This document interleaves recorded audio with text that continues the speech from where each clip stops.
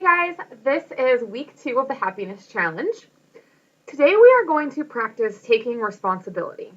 What I've noticed is that a lot of our disappointment, sadness, anger, frustration actually comes simply from us thinking someone else should or shouldn't have done something and not being able to get past that. It causes rifts in relationships, in marriages, with your children, with your mother-in-law, or people at work, whatever. Um, um, sorry, I'm watching your guys' group. I should close that. Um, and what happens is these long-term things will fester, and you can't get past them, and then it's like that person's fault, and you're like, yeah, well, maybe I did this, but they did that. And what can happen is those relationships become completely irreparable. Can't do it. Cannot fix them. And the tension from that just eats at you. There's that quote that goes around Pinterest and Facebook that's like, holding on to anger is like taking poison and expecting someone else to die. That is really what happens here. So what I've noticed is that in my life, when I take responsibility for things, really big things, or even really small things, anything, it makes a huge difference in how I see the other person, how I see myself, and how I see the situation. I'm able to move past it a lot faster by having a reasonable reaction. So I'm actually going to keep this video very short. Most of your assignment is actually written out. I just wanted to give you some context as to why we were doing this. So the first thing we're going to do is we're going to fill out what's called the Judge Your Neighbor worksheet. And the links will all, of course, be in the comments like they always are. You're going to start with a statement. And I would recommend you pick something that you're like, oh, there's no way this is my fault. This guy is a jerk. Or no, my mom's nuts. Like you don't even know. Like something somewhere where you were really hurt. Like somebody really hurt you. Or really disappointed you or made you really angry, really frustrated. Pick something that you don't even want to get past. You just rather be mad about it. If that makes sense. Obviously we would not rather be mad. Um, but sometimes like there's just things where you're like, oh, I still want to be mad about that.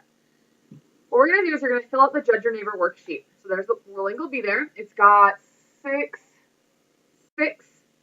statements on it.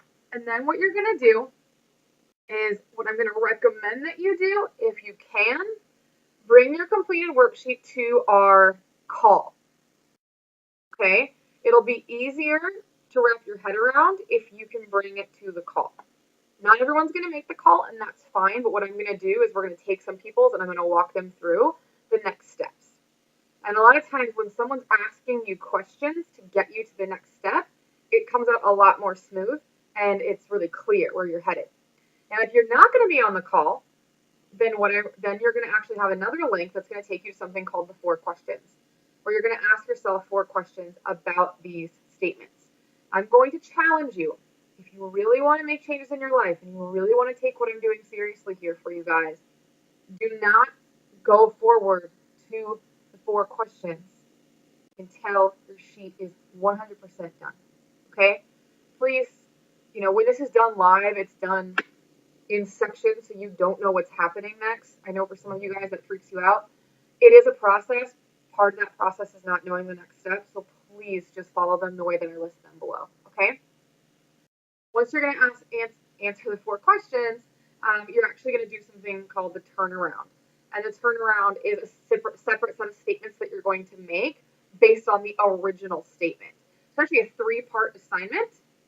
And the final work that you're going to place at the very, very bottom is what you discovered to be true in the situation. So it'll be kind of a summary for the group. You don't need to go through the whole work because that would be very, very long for you to all to write down, and it would be very difficult. But that's going to be the process for this assignment. So all the links and instructions will be in the comments here.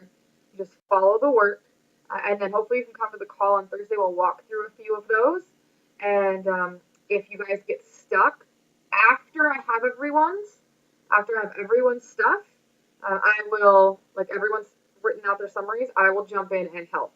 But I'm going to wait until everyone's done. I don't want to get into conversations in there that are going to change other people's experiences. So that's it for this week. We're going to do some awesome work together, all about taking responsibility. I hope you guys really enjoy it, and I can't wait to read your responses.